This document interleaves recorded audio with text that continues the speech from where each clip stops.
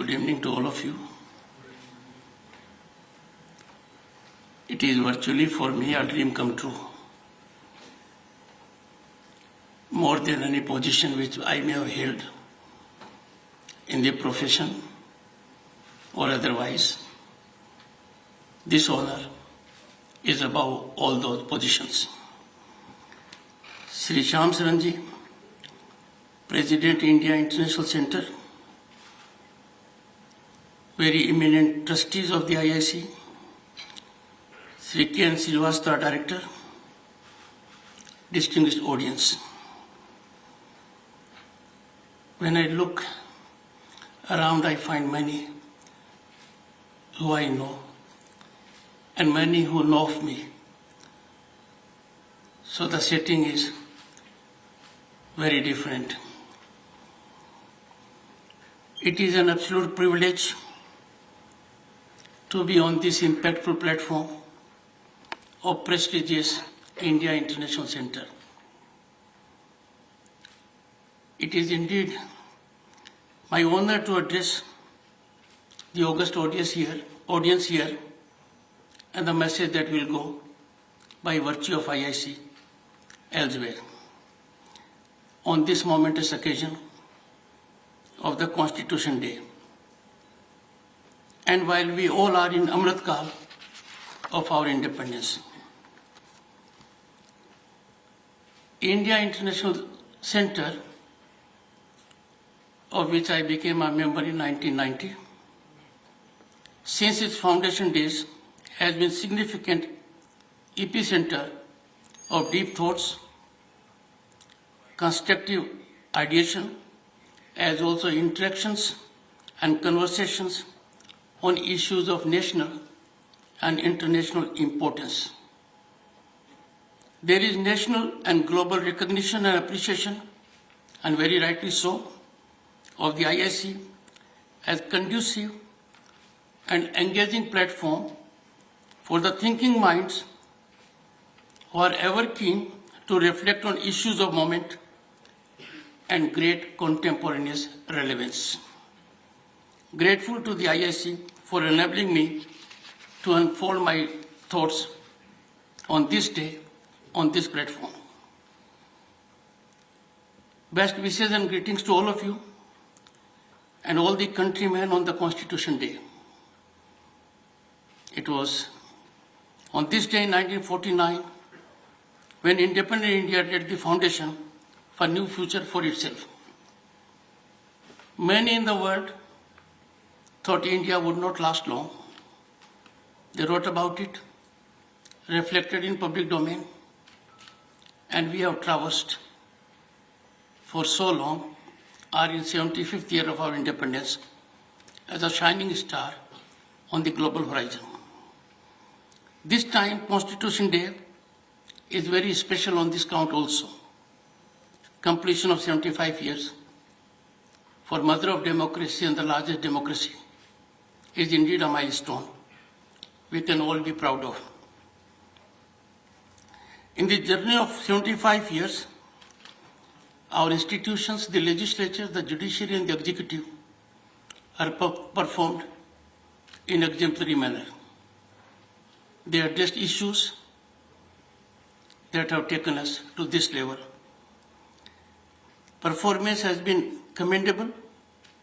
Judiciary in particular, even towards the end of the last century, engaged into innovation to impart justice to the people at large. I particularly congratulate the Honorable Supreme Court today for adopting technology to ensure ease of justice through initiatives like virtual justice, clock, digital courts, etc. This beginning has been made today. We cherish one of the finest constitutions in the world. Members of the Constituent Assembly were enormously talented with impeccable credentials and immense experience. The Constituent Assembly, given the scenario then, was as representative as was practicable. This is an issue on which my young friends in particular can focus. But given those times, it could not have been more representative than it was. But with each election, there has been progressively authentic enhancement in the representation gradient. Presently, the Parliament reflects with authenticity the will, aspirations, and ordainment of the people as never before. Synergic functioning of legislature, judiciary, and executive, the three obvious facets of governance vital for democracy, and this is constitutional mandate. This has been happening in our country that results in success of our democracy. There is always room for improvement. The sublimity of doctrine of separation of powers, and this doctrine, as all of you know more than I do, is very critical to success of democracy and an essential of good governance. This is realized when judiciary, legislature, and executive optimally function in tandem and togetherness, and with one qualification: meticulously ensuring scrupulous adherence to respective jurisdictional domain. Any incursion by one in the domain of the other, howsoever subtle and howsoever perceptionally and apparently may be justifiable, has the potential to upset the apple cart of governance. Contemporaneous scenario on this count calls for a look by all who care for Bharat at their heart. The spectacle of incursions by one in the domain of the other is being reflected with concerning frequency in public domain. This trend, which is on the increase, we find each incursion hogging public domain limelight with high decibel media coverage. It is a time, looking to the rise India is witnessing, that all at the helm of affairs of these august institutions, in the executive, the legislature, and the judiciary, they are required to seriously, very seriously, ponder and reflect so that there can be evolution of healthy, wholesome ecosystem in consonance with the spirit and essence of the Constitution. In the initial decades of our constitutional functioning, the doctrine of separation of powers and checks and balances worked well, by and large, wholesomely sustaining the constitutional equilibrium amongst legislature, executive, and judiciary. This has, however, been subjected to some kind of test or strain as a consequence of judicial verdict imparted by the highest court of the land. Undoubtedly, the highest court of the land and courts of record, the high courts, are possessed of the power by means of judicial review to invalidate administrative government action or a legislative enactment on the premise the same being repugnant of the Constitution. 1973 was a different year. There, in that year, in Keshwanand Bharati case, the Supreme Court asserted for the first time the right of the courts to strike down constitutional amendments that violated what is called the basic structure or the fundamental architecture of the Constitution. The most significant aspect is that a constitutional provision came to be struck down. So what emanated from the legislature was undone by the court. In subsequent years, the highest court delivered significant rulings on matters that it held pivotal to this basic structure. Most recent and prominent judicial manifestation of the basic structure doctrine was on 16th October 2015, when the highest court of the land in a 4-1 majority verdict held both the 99th Constitution Amendment Act 2014 and the National Judicial Appointments Commission Act 2014 unconstitutional on the premise of being in violation to the basic structure. Independence of judiciary, very rightly, being a facet of it. The history of sorts was created in the Parliament, which normally on issues is sharply divisive. But with respect to the 99th Amendment Act, the constitutional amendment, there was complete unanimity in the Lok Sabha. There was not a single dissenting voice. The House of the People voted in unison in favor of this constitutional amendment. In Rajya Sabha, there was unanimity, but there was one abstention. Such kind of a scenario perhaps is unparalleled in the democratic history of the world. Those involved with world affairs know it. Even the Patriot Act after 26/11 did not get, 9/11 did not get that kind of support. Such massive mandate of the people reflected on the floor of Parliament was judicially neutralized by invoking the applicability of doctrine of basic structure. This judicially evolved doctrine of basic structure has been severely commented and somehow termed it as ex post compromising the sovereignty of the Parliament. Any standoff between these vital wings of the Constitution certainly does not augur well for constitutional functioning. It is time, while we are in Amrit Kal of our independence, to reflect on the scenario with a view to overcome differences so that constitutional essence prevails.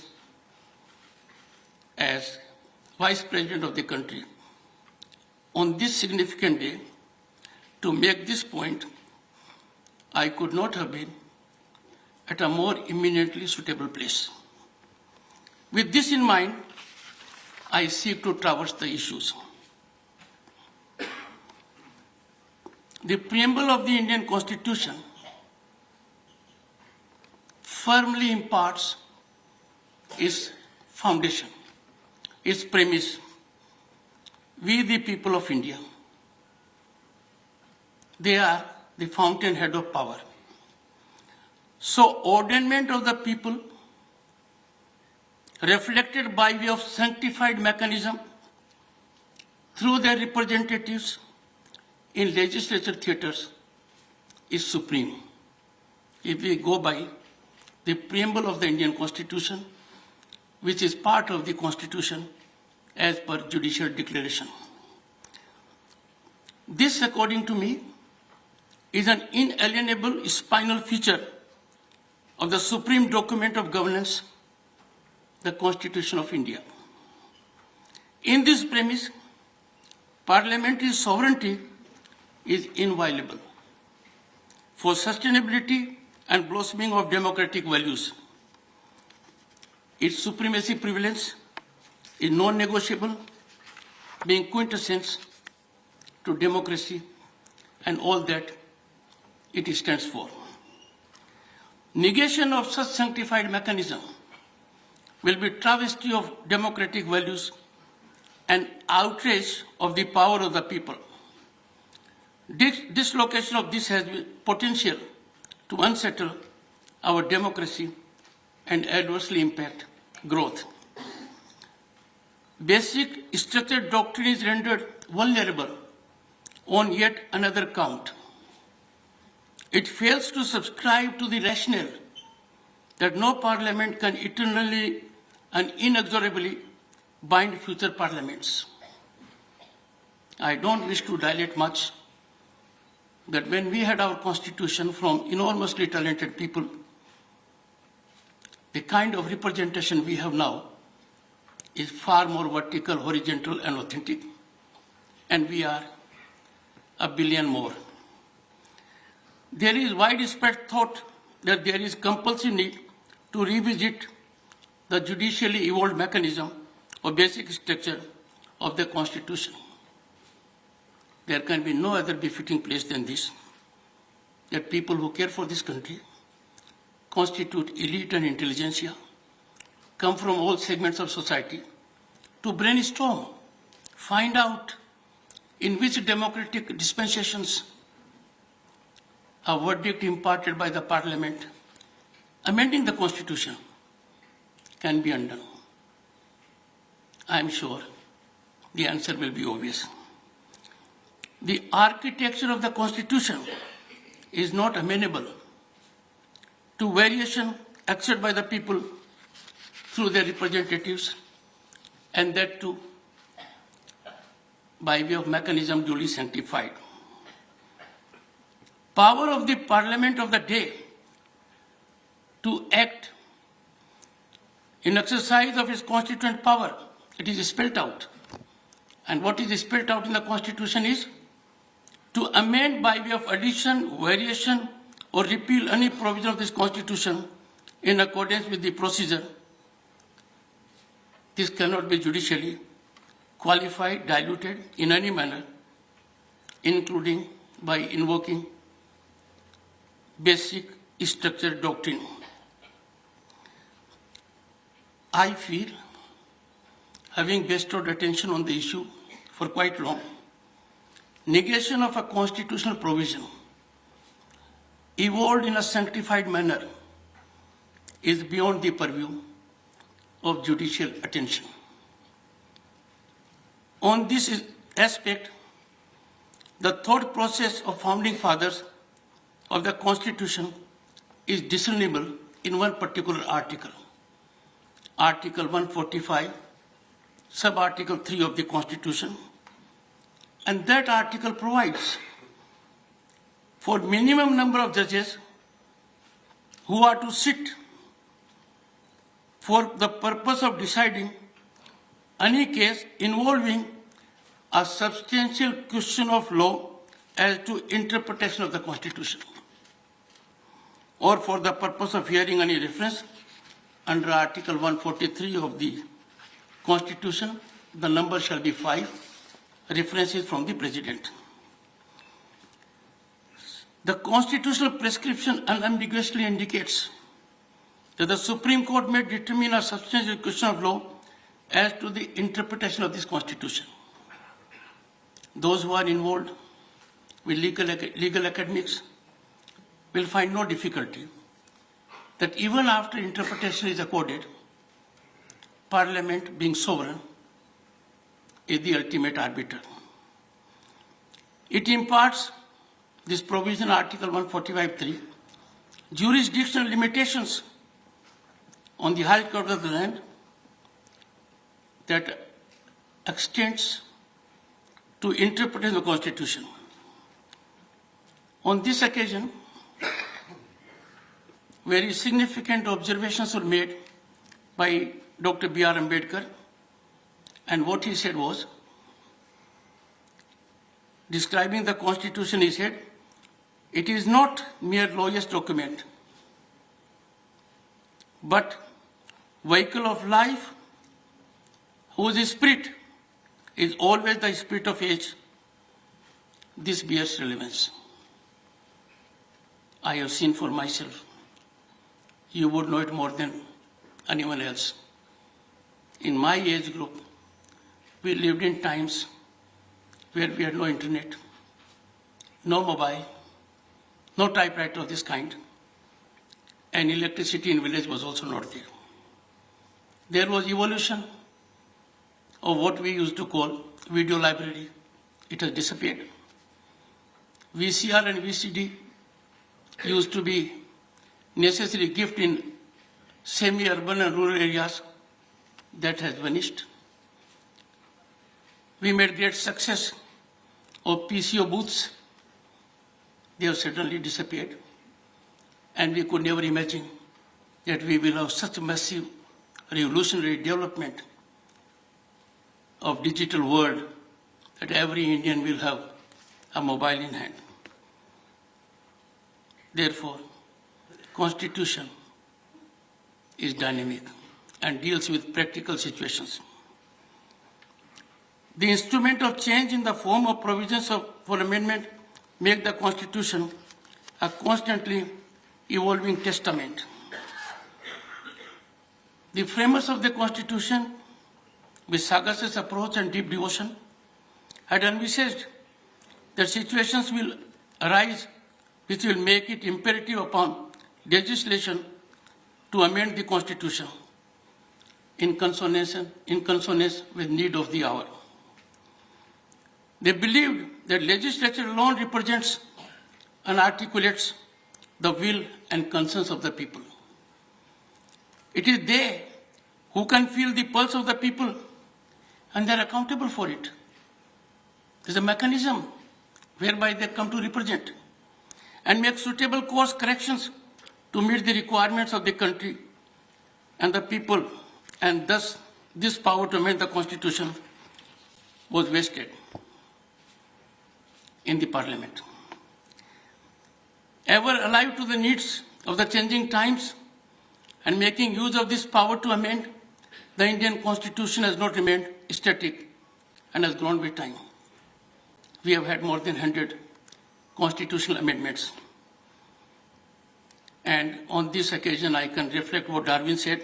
I quote him: "It is not the strongest of the species that survive, nor the most intelligent, but the one most responsive to change," unquote.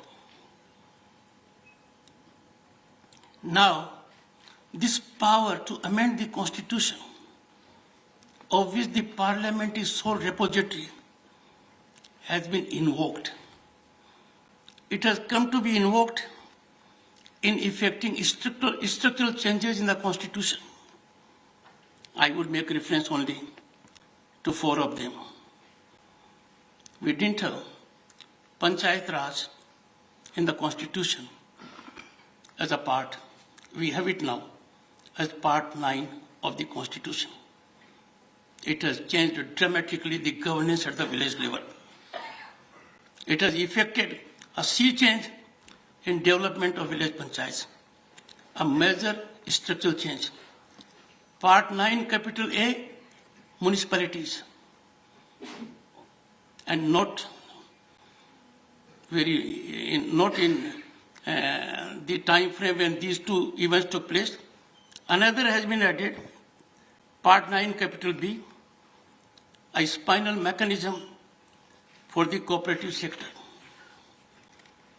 On this day, while we are fully alive to the fundamental rights the Constitution imparted to us, but it was by way of an amendment of the Constitution the citizens were made alive of the fundamental duties, and that was Part 4, capital A.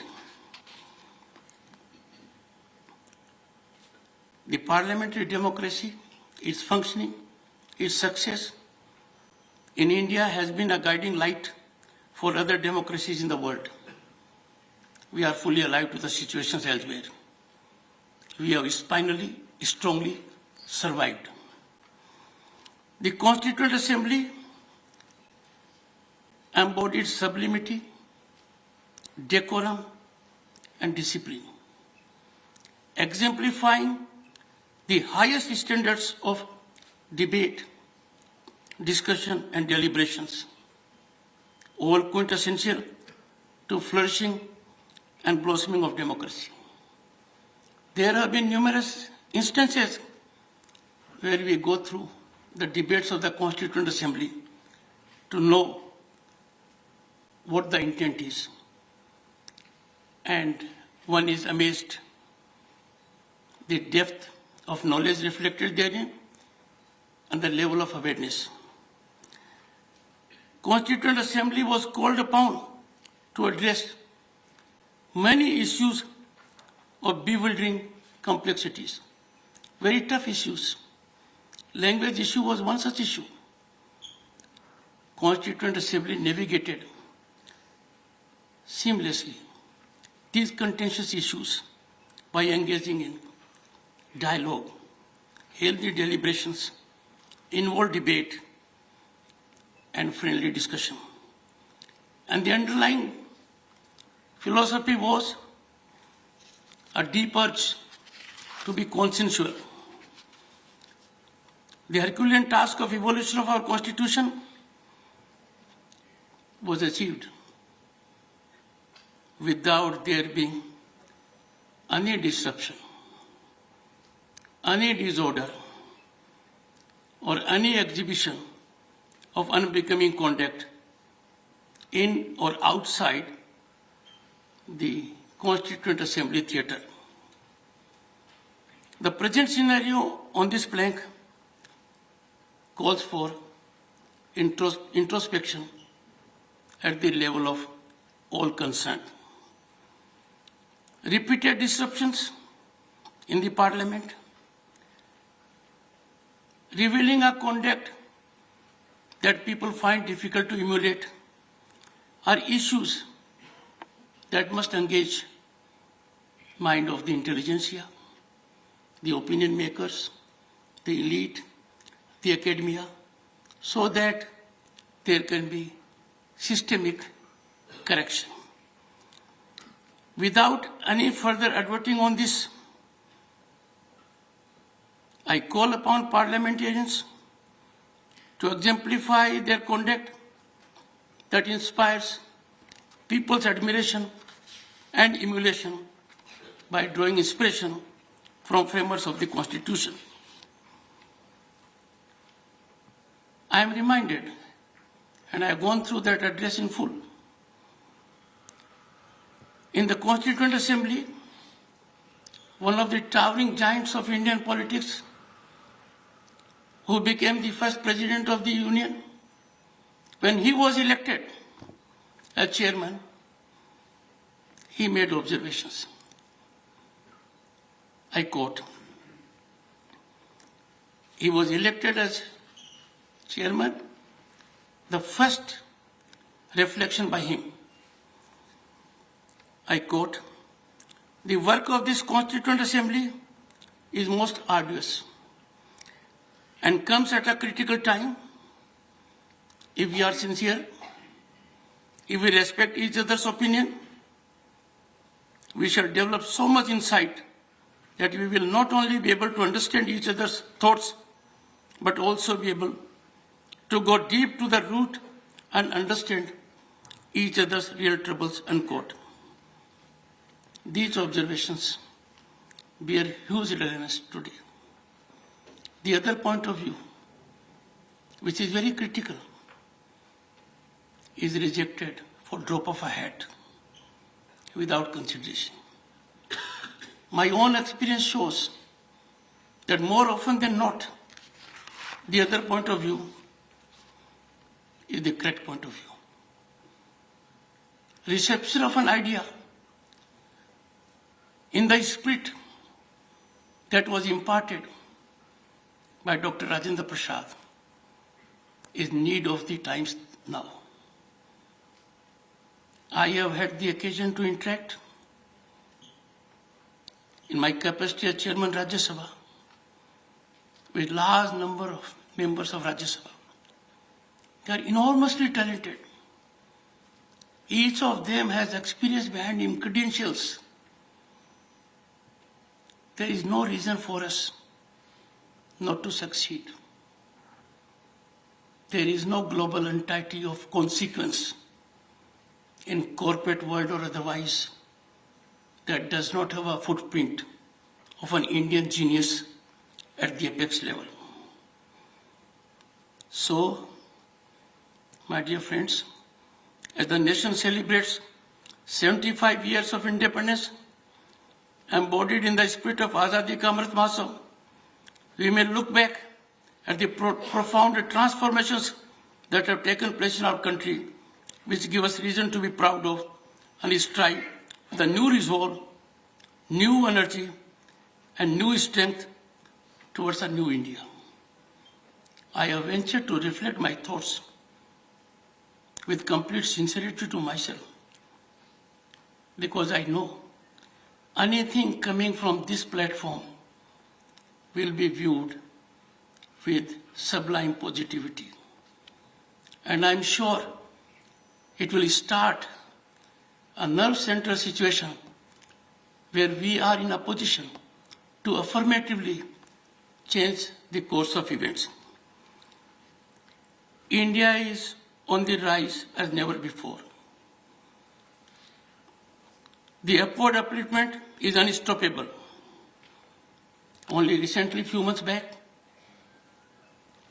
on the size of our economy, we got the slot of 5th largest economy in the world, surpassing our erstwhile colonial rulers. It is only a matter of time. By the end of this decade, we will be the 3rd largest.